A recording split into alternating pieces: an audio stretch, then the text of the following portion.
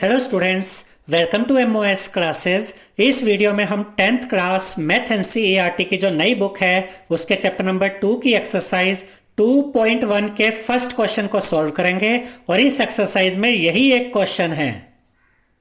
Question number 1 में हमसे कहा गया है the graph of y is equal to P X are given in the figure 2.10 below for some polynomial P X. Find the number of zeros of P X in each case.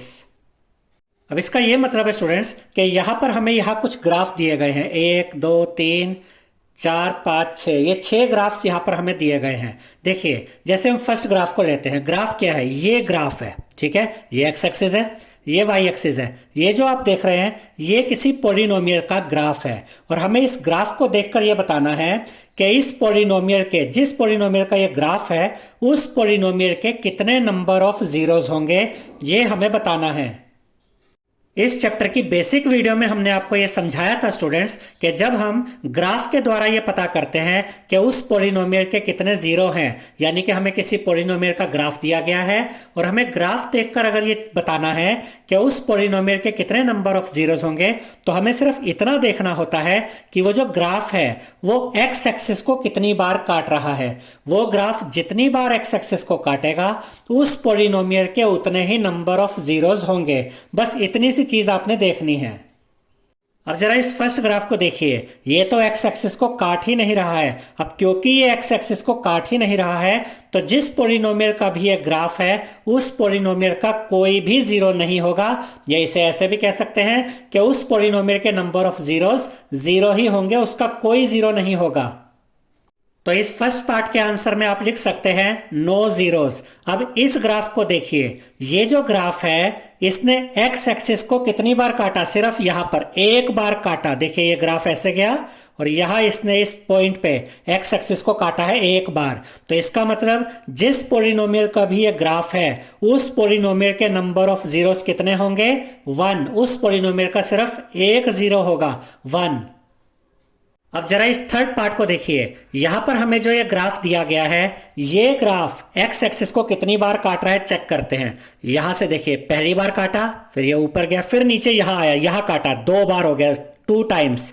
फिर यहां से वापस ऊपर गया, third time, 3 बार इस graph ने, एक यहां पर, फिर एक यहां पर और फिर एक यहां पर, 3 बार इस ग्राफ ने एक्स एक्सिस को इंटरसेक्ट किया है, एक्स एक्सिस को काटा है। इसलिए जिस पॉलिनोमियल का भी ये ग्राफ है उस पॉलिनोमियल के नंबर ऑफ जीरोस कितने होंगे? 3 होंगे।